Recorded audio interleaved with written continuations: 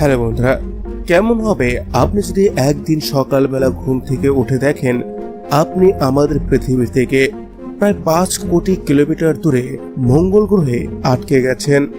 আপনি মঙ্গলের যে মিশনটিতে আপনার সহকর্মীদের সাথে গিয়েছিলেন তারা আপনাকে ফেলে চলে গেছে, আর অপরদিকে আপনার কাছে খাবার দাবার এবং অক্সিজেন খুবই কম আছে এবং একটা সময় পর ওগুলো সবকিছুই শেষ হয়ে যাবে। এমতো অবস্থায় আপনি কি করবেন? যাই হোক বন্ধুরা, 2015 সালে দ্য মার্শিয়ান নামের একটি মুভি রিলিজ হয়েছিল যেখানে এমন একটি ঘটনা দেখানো হয়েছে। আর আজকের এই ভিডিওতে আমি এই সাইফাই মুভিটির সম্পর্কে আপনাদের সাথে আলোচনা করব। মুভিটির শুরুতে আমরা এমনটা দেখতে পারি, নাসার একটি টিম মঙ্গলে গিয়েছে মঙ্গলের সারফেস থেকে ধুলো বালি এবং পাথর কালেক্ট করার জন্য। তারা মঙ্গল গ্রহে 31 দিন পর্যন্ত থাকবে, কিন্তু হঠাৎ তারা এমনটাই জানতে পারে তাদের মিশন সাইটের কাছে ভয়ঙ্কর একটি বিশাল ঝড় আসছে, আর এই কারণে তাদের এই মিশনটি এখানে বন্ধ করতে হবে এবং তাদেরকে পৃথিবীতে ফেরার জন্য রওনা দিতে হবে। আর এমতো অবস্থায় তারা যখন তাদের বেস ক্যাম্প থেকে ফ্লাইং অবজেক্টের কাছে গিয়ে পৌঁছাচ্ছিল তখনই ঝড়টি সেখানে এসে আঘাত করে। এখন এই টিমের একজন সদস্য ছিল যার নাম ছিল মার্ক ওয়াটনি। ঝড়ের সময় একটি অ্যান্টেনা উড়ে এসে তার গায়ে লাগে আর ভীষণ ঝড় তাকে উড়িয়ে নিয়ে চলে যায়। তখন তাদের টিমের ক্যাপ্টেন এবং টিম মেম্বাররা মার্ককে অনেক খোঁজার চেষ্টা করে, কিন্তু তার সাথে কোনোভাবেই যোগাযোগ করা সম্ভব হয় না। অপরদিকে তার কাছ থেকে কোনো প্রকার সিগন্যালও পাওয়া যাচ্ছিল না, আর সেই সাথে প্রচন্ড ঝড়ের কারণে টিম মেম্বাররা কিছুই দেখতেও পাচ্ছিল না। আর এই কারণে তারা অনেক চেষ্টার পরেও মার্ককে আর খুঁজে পায়নি এবং তখন তারা মনে করে যে মার্ক ওয়াটনি হয়তো মারা গিয়েছেন, আর এই কারণে তারা মার্ককে ছেড়েই পৃথিবীর উদ্দেশ্যে রওনা দেন। কিন্তু এর পরের দিন সকালবেলা যখন ঝড় শান্ত হয়ে যায় তখন দেখা যায় মার্ক সেখানে বেঁচে আছে। আগের দিন রাতে যে ঝড় হয়েছিল সেই ঝড়ে অ্যান্টেনা এসে লাগার কারণে সে জ্ঞান হারিয়ে ফেলেছিল এবং ওই সময় একটি ছোট্ট রড তার স্পেস স্যুট ভেদ করে শরীরে ঢুকে যায়, আর এই কারণে সে জ্ঞান ফেরার পর ভীষণই কষ্ট পাচ্ছে। এরপর সে তার নিজের ক্যাম্পে ফিরে আসে এবং একটি ছোট্ট অপারেশন করে সে নিজেই সেই রডটিকে বের করে নেয়। এরপর সে যখন একটু স্বাভাবিক হয় তারপর সে খেয়াল করে সে এই মঙ্গল গ্রহে সম্পূর্ণ একা আছে এবং কি সে চাইলেও নাসার সাথে এই মুহূর্তে যোগাযোগ করতে পারছে না, কারণ যে অ্যান্টেনার সাহায্যে নাসার সাথে যোগাযোগ করা যেত সেগুলো গত রাতের ঝড়ে ভেঙে গিয়েছে। এরপর সে হিসেব করে দেখে তার কাছে 6 জন মানুষের খাওয়ার জন্য মোট 68 দিনের খাবার অবশিষ্ট আছে এবং সেই খাবার যদি সে একা খায় তাহলে মোট 400 দিন পর্যন্ত খেতে পারবে এবং তার কাছে পর্যাপ্ত পরিমাণে জল এবং অক্সিজেন ছিল। আর এই মুহূর্তে মার্কের পৃথিবীতে ফিরে যাওয়ার একটি অপশন ছিল, আর ওটা হচ্ছে নাসার পরবর্তী মার্স মিশন এরিস 4, যেটা আজ থেকে 4 বছর পর হতে চলেছে। এর মানে মার্ককে যদি পৃথিবীতে ফিরে যেতে হয় তাহলে নাসার পরবর্তী মিশনের জন্য তাকে অপেক্ষা করতেই হবে। কিন্তু এখানে সমস্যা হলো মার্ক ওয়াটনির কাছে যতটা খাবার বেঁচে আছে সেটার সাহায্যে 4 বছর পর্যন্ত বেঁচে থাকা অসম্ভব। এরপর কয়েকদিন চিন্তা ভাবনা করার পর মার্ক খাবার সমস্যার সমাধানের একটি চিন্তা ভাবনা করেন। সে তার নিজেদের ক্যাম্পের একটি সাইডে একটি আলাদা চেম্বারের তৈরি করে এবং সেখানে মঙ্গল গ্রহের মাটির সাথে মানব বর্জ্যকে মিশিয়ে আলু চাষ করতে শুরু করে।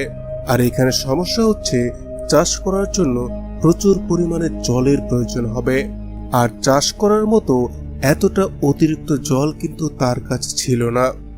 আর এই সমস্যার সমাধানের জন্য রকেট ফিউলে থাকা হাইড্রোজেন থেকে জলের ব্যবস্থা করে। প্রথমের দিকে বেশ কয়েকটা ব্যর্থ চেষ্টার পর মার্ক রকেট ফিউল থেকে জল তৈরি করতে সক্ষম হয়, এখন তার কাছে এখানে আলু চাষ করার জন্য সমস্ত প্রয়োজনীয় জিনিস আছে। এবার এই চাষ শুরু করার বেশ কয়েকদিন পর মার্ক দেখতে পারে ওখানে একটি ছোট্ট আলু গাছের জন্ম হয়েছে, যেটা দেখে সে ভীষণই খুশি হয় এবং উৎসাহিত হয়। আর অপরদিকে পৃথিবীতে দেখা যায় নাসার তরফ থেকে মার্ককে মৃত ঘোষণা করা হয়েছে এবং তার ফিউনারেল করা হচ্ছে। এখন এই সমস্ত ঘটনার বেশ কয়েকদিন পর নাসার মার্স মিশনের যে ডিরেক্টর ভিনসেন্ট কাপড় তার এমপ্লয়িকে সাথে নিয়ে স্যাটেলাইটের সাহায্যে মার্সের বিভিন্ন স্থানকে পরীক্ষা করে দেখছিল। আর এইগুলোকে দেখার সময় তারা এমনটা জানতে পারে যে তাদের একজন সদস্য সে এখনো মঙ্গলে বেঁচে আছে। আর এটাকে দেখে তারা প্রথমে ভীষণভাবে চমকে যায় এবং তারপর তারা এটা প্ল্যান করতে শুরু করে তাকে কিভাবে পৃথিবীতে ফিরিয়ে আনা যায়। তারপর নাসার সিনিয়ররা এমনটাই ডিসিশন নেয়, যেহেতু নাসার পরবর্তী মার্স মিশনের জন্য এখনো 4 বছর সময় লাগবে, তাই মার্ককে সেখানে বাঁচিয়ে রাখার জন্য তারা একটি ছোট্ট রকেটের সাহায্যে মার্সে মার্কের জন্য কিছু খাবার পাঠিয়ে দেবে, যেন নাসার পরবর্তী মিশন পর্যন্ত মার্ক সেখানে ভালোভাবে বেঁচে থাকতে পারে। আর তখন এমনটা দেখা যায় এই কাজের জন্য যে রকেটটি তৈরি করা হবে সেটাকে তৈরি করতেই সময় লেগে যাবে 3 মাস, আর সেটাকে মঙ্গল গ্রহে পাঠাতে সময় লাগবে আরো 9 মাস। এর মানে কম করে হলেও এই মিশনটিতেও 1 বছরের সময় লেগে যাবে। এর পরের দৃশ্যে আমরা দেখতে পারি মার্ক মঙ্গল গ্রহে 48 দিন পর আলুর চাষ করে নিয়েছে এবং ফসলও ভালো হয়েছে। কিন্তু মার্ক এখানে যাই করুক না কেন, সে যতক্ষণ পর্যন্ত না নাসার সাথে যোগাযোগ করতে পারছে ততক্ষণ পর্যন্ত সবকিছুই বেকার। এর কয়েকদিন পর মার্ক সেখানে একটি ছোট্ট স্যাটেলাইটের খোঁজ পায়, আর ওটার নাম ছিল পাথফাইন্ডার, যেটাকে নাসার তরফ থেকে 1997 সালে পাঠানো হয়েছিল এবং কিছু যান্ত্রিক সমস্যার কারণে নাসার এই মেশিনটির সাথে যোগাযোগ বিচ্ছিন্ন হয়ে যায়। পাথফাইন্ডারের কাজ ছিল মঙ্গল গ্রহ থেকে ছবি ক্যাপচার করে সেগুলোকে পৃথিবীতে পাঠানো। মার্ক একটু চেষ্টা করার পর সে পাথফাইন্ডার মেশিনটিকে সম্পূর্ণভাবে রেডি করে নেয়। অপরদিকে নাসার তরফ থেকেও সবসময় নজর রাখা হচ্ছিল, আর স্যাটেলাইট ইমেজ দেখার পর নাসা বুঝতে পারে মার্ক পাথফাইন্ডারের সাহায্যে তাদের সাথে যোগাযোগ করার চেষ্টা করছে। আর এটা দেখার পর ভিনসেন্ট কাপড় সেখান থেকে ক্যালিফোর্নিয়া চলে যায়। আর ওইখানে পৌঁছানোর পর যারা যারা 1997 পাথফাইন্ডার মিশনের সাথে যুক্ত ছিল তাদের সাথে কথা বলে এবং তারা পাথফাইন্ডারের পুরনো যে সেটআপ ছিল সেটাকে অ্যাক্টিভ করে, যেন মার্ক মঙ্গল গ্রহ থেকে যে মেসেজ পাঠাবে তা যেন সেটা দেখতে পায়। যেহেতু পাথফাইন্ডার মেশিনটি অনেক পুরনো ছিল, এর জন্য তারা নিজেদের মধ্যে শুধু হ্যাঁ এবং না এর মাধ্যমে কথা বলতে পারছিল, আর নিজেদের মধ্যে তাদের এই ছোট্ট মেসেজটির আদান প্রদান করতে অনেকটা সময় লাগছিল। আর এমনটা করতে করতে নাসা মার্ককে একটি হ্যাকিং কোড পাঠায়, যেটার সাহায্যে সে একটি কম্পিউটারকে হ্যাক করতে পারবে এবং এই কম্পিউটার দ্বারা সে নাসার সাহায্যে টেক্সট এবং ইমেলের মাধ্যমে কথা বলতে পারবে। এবং এরপর নাসার তরফ থেকে মার্কের যে টিম মেম্বার ছিল তাদের সবাইকে জানানো হয় মার্ক ওয়াটনি এখনো মঙ্গলে বেঁচে আছে। আর এটা জানার পর মার্ককে একা ফেলে চলে এসেছে এটা ভেবে তাদের ভীষণ খারাপ লাগছিল। এবার এই ঘটনার বেশ কয়েকদিন পর্যন্ত সবকিছু ঠিকঠাকই চলছিল, কিন্তু হঠাৎ একদিন কিছু যান্ত্রিক সমস্যার জন্য মার্কের কেবিনের একটি পাশে ভয়ঙ্কর বিস্ফোরণ হয়। সেখান থেকে মার্ক তো কোনো রকমে বেঁচে যায়, কিন্তু তার চাষ করা ফসলগুলোকে কোনোভাবেই বাঁচানো সম্ভব হয়নি। এই বিস্ফোরণের পর ফসল এবং ফসলের পরিবেশ দুটোই নষ্ট হয়ে যায়, আর এই কারণে এখন সেখানে আর কোনোভাবেই চাষ করা সম্ভব নয়। এবার নিজের থাকার জন্য মার্ক ক্যাম্পের বাকি অংশগুলোকে মেরামত করে, আর তিনি হিসাব করে দেখেন বিস্ফোরণের পূর্বে তার কাছে যতটা খাবার ছিল তার দ্বারা সে 868 দিন পর্যন্ত সেখানে জীবিত থাকতে পারত, কিন্তু যেহেতু বিস্ফোরণে তার খাবার নষ্ট হয়েছে, তাই বাকি যতটুকু খাবার আছে তার সাহায্যে সে 609 দিন পর্যন্তই আর বেঁচে থাকতে পারবে। আর এই কারণে নাসাকে আরো দ্রুত এখন যে কোনো একটি কাজ করতে হবে। তখন নাসা মার্ককে এমনটাই উপদেশ দেয়, যে খাবারটি সে একদিনে খেত এখন সেটা তাকে 3 দিন খেতে হবে। আর যে রকেটটির সাহায্যে মার্কের কাছে খাবার পৌঁছানোর কথা ছিল, সময় বাঁচানোর জন্য নাসা সেই রকেটের সম্পূর্ণ টেস্ট করে না, মানে রকেটটিকে লঞ্চ করার পূর্বে সেটাকে সঠিকভাবে পরীক্ষা নিরীক্ষা করা হয়নি। নাসা এমন সিদ্ধান্ত এই কারণেই নিয়েছিল যেন সময়ের পূর্বেই তারা মঙ্গল গ্রহে খাবার পৌঁছে দিতে পারে। এবার বেশ কয়েকদিন পর রকেটটি লঞ্চ হওয়ার জন্য সম্পূর্ণ প্রস্তুত এবং তার মধ্যে খাবার ভরে নাসা সেটাকে লঞ্চ করে দেয়। কিন্তু লঞ্চ করার কিছু সময় পরেই যান্ত্রিক ত্রুটির কারণে রকেটটির মধ্যে ব্লাস্ট হয়ে যায় আর সেটা সম্পূর্ণভাবে ধ্বংস হয়ে যায়। আর এই রকেটটির সাথে সাথে মার্ককে বাঁচানোর আশাও শেষ হয়ে যায়, কারণ নাসার যে পরবর্তী মিশন আছে সেটাও 4 বছর পর, আর এতদিনে মার্ক সেখানে না খেয়েই মারা যাবে। এই ঘটনাটি জানার পর মার্ক ভীষণই নিরাশ হয়ে যায় এবং সে বেঁচে থাকার আশাও অনেকটাই হারিয়ে ফেলে। কিন্তু তখনই নাসার সম্পূর্ণ টিমের কাছে মার্ককে বাঁচানোর আরো একটি সুযোগ আসে। নাসার রকেটটি বিস্ফোরণ হওয়ার পর চীন তাদের সাথে যোগাযোগ করে আর জানায় তাদের কাছে একটি রকেট তৈরি করা আছে যেটা মহাকাশে যাওয়ার জন্য একদমই রেডি। চীনের এই রকেটটির কারণে মার্ককে বাঁচানোর জন্য নাসা আরো একটি সুযোগ পেয়ে যায়। তখনই নাসা যখন চীনের সাহায্যে পরবর্তী মিশনের জন্য প্রস্তুতি নিচ্ছিল, তখন রিস নামের একজন নাসার ডিরেক্টরের সাথে যোগাযোগ করে। রিস তাদেরকে জানায় সে একজন অ্যাস্ট্রোডাইনামিক্স এবং তার কাছে একটি প্ল্যান আছে যার সাহায্যে 4 বছরের জায়গায় মাত্র 561 দিনের মধ্যে মার্ককে আবার পৃথিবীতে ফিরিয়ে আনতে পারবে। আর প্ল্যানটা ছিল মার্কের যে টিম মেম্বার তারা যে স্পেসক্রাফটের সাহায্যে পৃথিবীতে ফিরছিল তার নাম ছিল হারমিস, আর এই স্পেসক্রাফটের ঠিকঠাক মতো গতি কমিয়ে পৃথিবীতে ফিরতে এখনো 1 মাসের সময় লাগবে। কিন্তু গতি কম করে পৃথিবীতে আসার পরিবর্তে স্পেসক্রাফট যদি তার গতিকে বাড়িয়ে দেয় আর পৃথিবীর মাধ্যাকর্ষণ শক্তিকে ব্যবহার করে সে যদি মঙ্গল গ্রহের দিকে এগিয়ে যায়, তাহলে তারা অল্প সময়ের মধ্যেই মার্কের কাছে গিয়ে পৌঁছাবে। আর হারমিস যখন পৃথিবীর কাছে আসবে তখন চীনের দেওয়া রকেটের সাহায্যে নাসা এদের কাছে খাবার পৌঁছিয়ে দেবে আর এইভাবেই তারা মঙ্গল গ্রহের কাছে পৌঁছাবে। কিন্তু মঙ্গল গ্রহে ল্যান্ড করবে না, কারণ তারা যদি সেখানে ল্যান্ড করে তাহলে তাদের স্পেসক্রাফটের অনেকটাই ফিউল নষ্ট হয়ে যাবে, যার ফলে তারা কিন্তু আর পৃথিবীতে ফিরে আসতে পারবে না।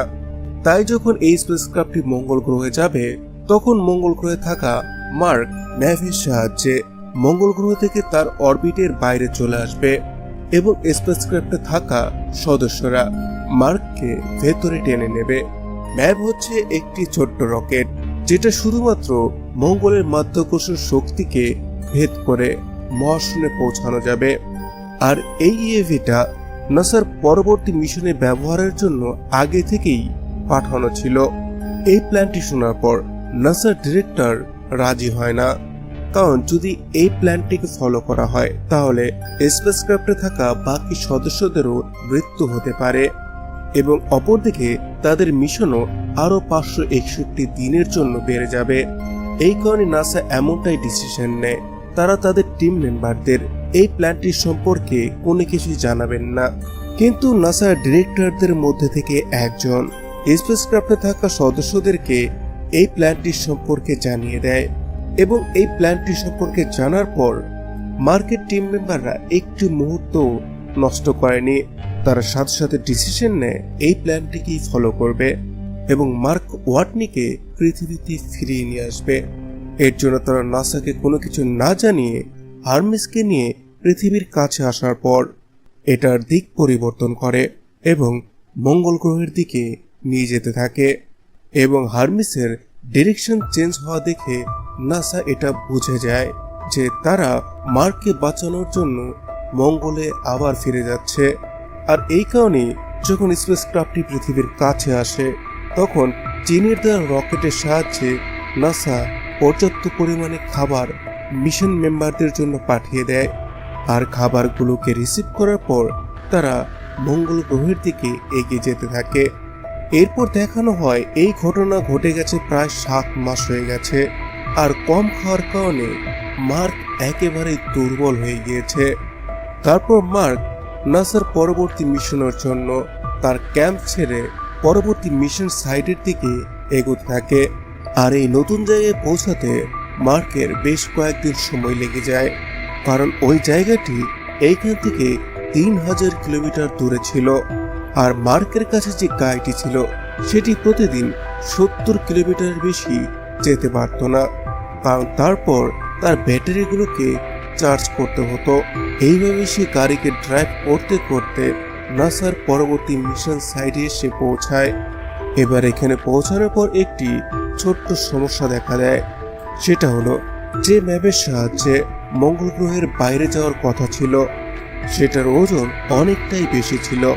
আর যার কারণে এটার ভেতরে থাকা অপ্রয়োজনীয় জিনিসকে তাকে বাইরে ফেলে দিতে হয়, যেমন এক্সট্রা চেয়ার, কন্ট্রোলার, জানলা, দরজা, এমনকি ম্যাপের ছাদটিকে খুলেও তাকে বাদ দিতে হয়েছে, কারণ ওই ছাদেরই ওজন ছিল 400 কেজি।